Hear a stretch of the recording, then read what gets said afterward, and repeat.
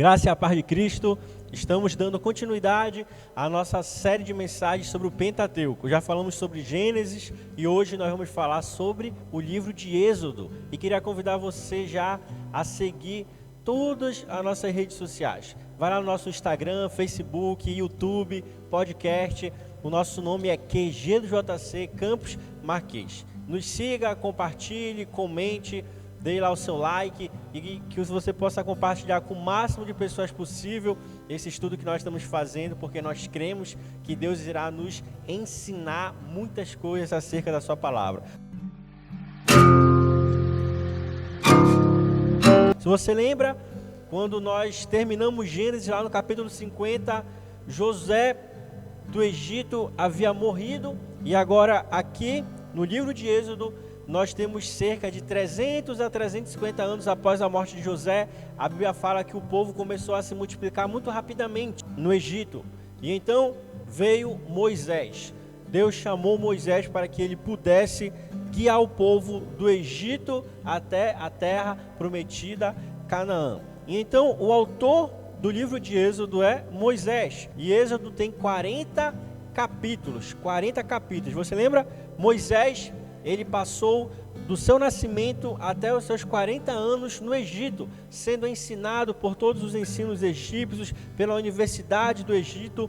E ele, então, a partir dos 40 anos até os 80, ele saiu do Egito e foi para Midian, foi para o deserto, lá onde ele encontrou Jetro, encontrou a sua esposa, e passou 40 anos lá, até Deus chamar ele para voltar para o centro do Egito e então guiar o povo, libertar o povo da escravidão do Egito para a terra de Canaã. E esse período que Moisés passou do deserto até a fronteira, a entrada de Canaã, porque ele não entrou em Canaã, foram também 40 anos. Para você ver como o número 40 ele é importante no livro de Êxodo. E o capítulo-chave do livro de Êxodo é o capítulo 12. Anote aí, capítulo 12. Por que o capítulo 12 é o capítulo-chave? Porque no capítulo 12 a gente vê o encerramento do juízo de Deus sobre o povo egípcio. A gente vê a 10ª praga acontecendo. A 10ª praga que foi a morte dos primogênitos. E então veio a Páscoa, o livramento do povo judeu. E a partir daí, o faraó libera os judeus, os hebreus, para saírem do Egito e irem adorar o Deus dele, o nosso Senhor, fora do Egito. Então o povo vai começar uma peregrinação até chegar após 40 anos, pouco mais de 40 anos, em Canaã. Olha só o que diz lá no capítulo 12, versículo 37. Os israelitas foram de Ramsés até Sucote.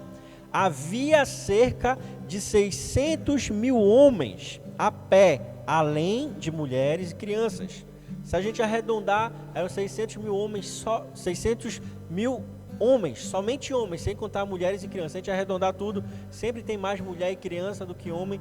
Então a gente estima que tinham cerca de 2 milhões de pessoas saindo do Egito e indo em direção a Canaã. 2 milhões de pessoas. Você já imagina o que é isso? É mais do que toda a região metropolitana da nossa cidade, Belém. Em Êxodo capítulo 6, do versículo 6 ao 8, a gente encontra um pequeno resumo do livro de Êxodo. Se você quiser anotar, anote aí, Êxodo capítulo 6, do versículo 6 ao 8. Por isso, diga aos israelitas: eu sou o Senhor, eu os livrarei do trabalho imposto pelos egípcios, eu os libertei da escravidão e os resgatarei com braço forte e com poderosos atos de juízo. Eu os farei meu povo e serei o Deus de vocês. Então vocês saberão que eu sou o Senhor, o Deus de vocês, que os livra do trabalho imposto pelos egípcios, e os farei entrar na terra que, com mão levantada, jurei que daria a Abraão, a Isaque e a Jacó. Eu a darei a vocês como propriedade. Eu sou o Senhor. Essa tinha sido a promessa de Deus lá atrás para os patriarcas. No livro de Hebreus, no capítulo 11, versículo 22, a gente vê José.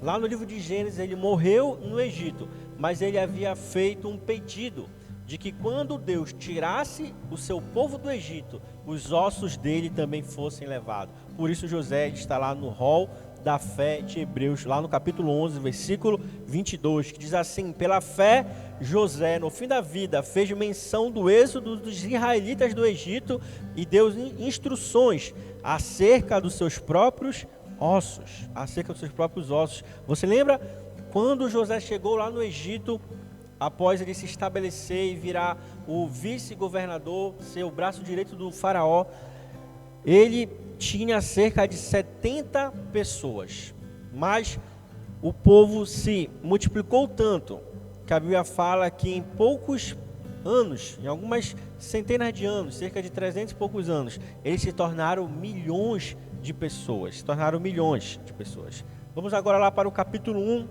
de Êxodo, marcar quais são os principais pontos do livro de Êxodo. Então a gente já percebeu que Gênesis falou sobre a criação e sobre a perdição da humanidade, com o advindo do dilúvio. Agora no livro de Êxodo, nós vamos falar sobre a libertação. Deus libertando o seu povo do Egito e levando para a terra da promessa, a terra que manava leite e mel, Canaã. E aqui no livro de Êxodo a gente tem algumas figuras que são marcantes. A gente percebe que o Egito representa o mundo, o faraó representa Satanás, e Deus desejava tirar o povo do Egito, da escravidão do Egito, da escravidão do mundo e do pecado, e levá-la até a terra da sua promessa, até Canaã. Então foi que o povo atravessou o Mar Vermelho, que simboliza o batismo nas águas, passou pelo deserto. O deserto é um período que todo cristão vai passar na sua vida, onde ele vai entender, compreender que a sua confiança só pode estar em Deus, em nada mais. Vamos lá então, capítulo 1, marque aí no capítulo 1, versículo 12, diz assim: todavia, quanto mais eram oprimidos, mais numerosos se tornavam e mais se espalhavam. Por isso, os egípcios passaram a temer os israelitas. No versículo 15 diz: Faraó manda as parteiras matarem os filhos dos hebreus. Aqui a gente percebe uma das estratégias de Satanás contra a nossa vida. A Bíblia fala que o faraó determinou que o povo fosse oprimido com muito trabalho, com muitas coisas para fazer, para que eles não tivessem tempo de pensar no seu Deus, para que eles não tivessem tempo de adorar a Deus, para que eles não tivessem tempo de buscar refúgio em Deus, chegando ao ponto de o faraó determinar que as parteiras matassem os filhos homens dos hebreus. Você sabe, muitas vezes Satanás ele tenta nos oprimir de todas as formas. Você lembra lá da parábola do semeador? A Bíblia fala que a semente que caiu à beira do caminho, Satanás veio e a roubou. Muitas vezes Satanás ele coloca sobre a nossa vida muita pressão, pressão no trabalho, pressão na família, pressão em várias áreas, o que faz com que a gente até perca a vontade de ir à igreja, a vontade de adorar a Deus, a vontade de ler a Bíblia, a vontade de aprender mais de Deus, a vontade de orar. Mas isso é uma estratégia de Satanás para tentar nos paralisar. Porém, nós sabemos que quanto mais próximo de Deus nós estamos, nós temos ainda mais o seu cuidado, o seu escape, o seu livramento. Nos capítulos 2, 3 e 4, a gente vê o nascimento de Moisés.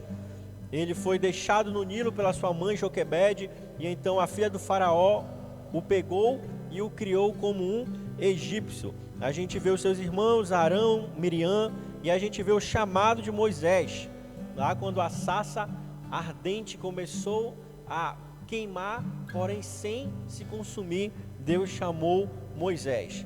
Dos capítulos 5 ao capítulo 11, a gente vê as pragas, a água do Nilo se tornando sangue, rãs, piolho, tantas outras pragas, completando as 10 pragas. E no capítulo 12, como nós falamos no início, é o capítulo chave do livro de Êxodo, onde a gente teve a 10ª praga, a morte dos primogênitos, a Páscoa, e o início da saída do povo do Egito em direção passando pelo deserto em direção à terra prometida, que era Canaã. E no capítulo 13, olha só o que fala no capítulo 13, nos versículos 17, 18 e 19.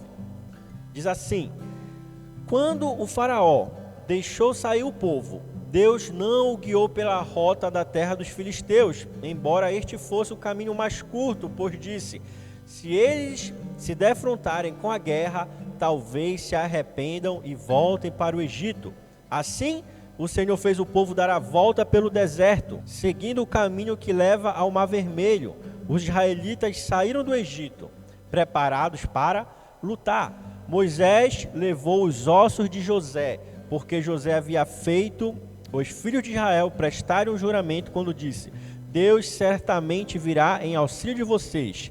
Levem então meus ossos daqui. Você lembra lá no início, nós falamos sobre o ato de fé de José, que ele já previa que Deus ia tirar o seu povo do Egito. E aqui no capítulo 13, 17 e 18, a gente percebe que Deus, muitas vezes, ele nos leva por caminhos que nós não entendemos, por situações que nós não entendemos, porque ele sabe que nós certamente não iremos conseguir vencer algumas situações. Capítulo 14, capítulo 15, a gente vê a travessia do Mar Vermelho. Capítulo 14, versículo 15. Disse então o Senhor a Moisés: por que você está clamando a mim? Diga aos israelitas que sigam avante.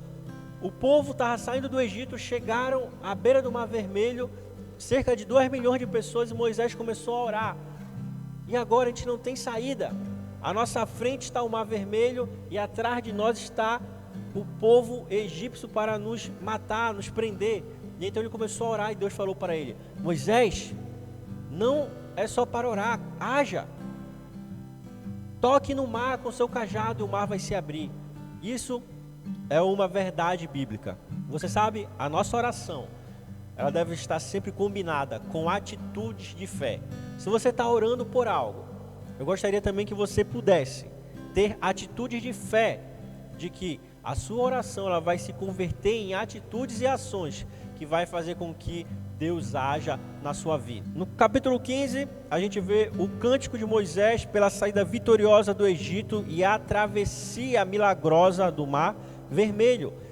Capítulo 16 ao 20, nós vemos a peregrinação, saindo o povo lá do Mar Vermelho, eles foram em direção ao Monte Sinai.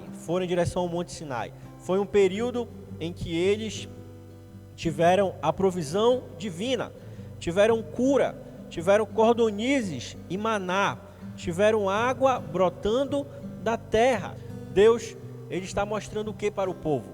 Ele tirou o povo do Egito, mas o povo estava atravessando um deserto onde não havia nenhum tipo de comida. Deus estava falando para eles: eu não tirei vocês do pecado para vocês sofrerem, mas eu tirei vocês do pecado para que vocês pudessem experimentar o meu cuidado, o meu milagre, a minha provisão na vida de vocês.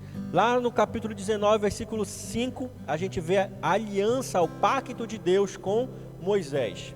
Agora, se me obedecerem fielmente e guardarem a minha aliança, vocês serão o meu tesouro pessoal dentre todas as nações.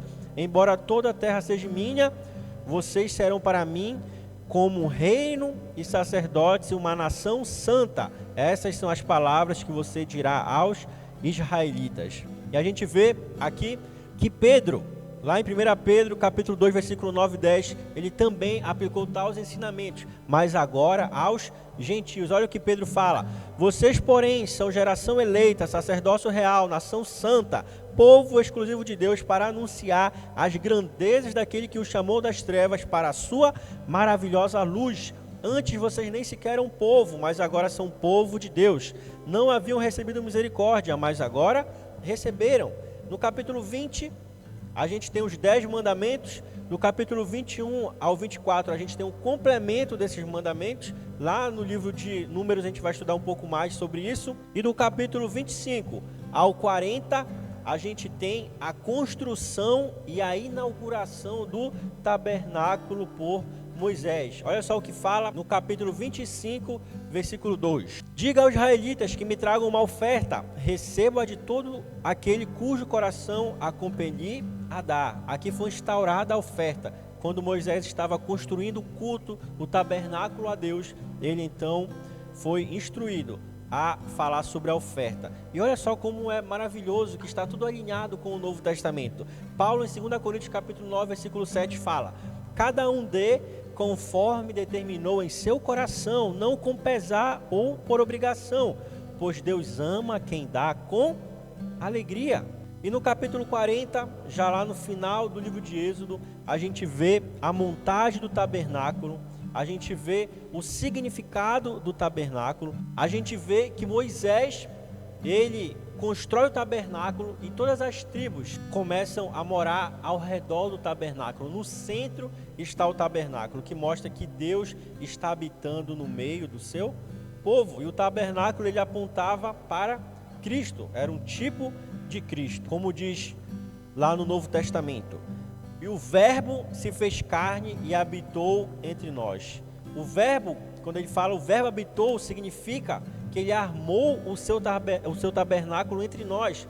Só que agora Cristo ele veio no Novo Testamento pessoalmente. Ele veio como Emanuel, Deus conosco, não somente no símbolo do tabernáculo, mas também pessoalmente. Então a gente vê aqui no final de Êxodo, Moisés construindo o tabernáculo onde a presença de Deus habitava no meio do povo. E a gente vai ver que em todo o deserto, o povo ele foi guiado pela Arca da Aliança, pela construção do tabernáculo onde a arca estava guardada. Que Deus possa abençoar a sua vida. Não perca, a nossa próxima aula será sobre o livro de Levíticos. Será maravilhoso. Contamos com a sua presença. Um grande abraço, fique na paz de Cristo.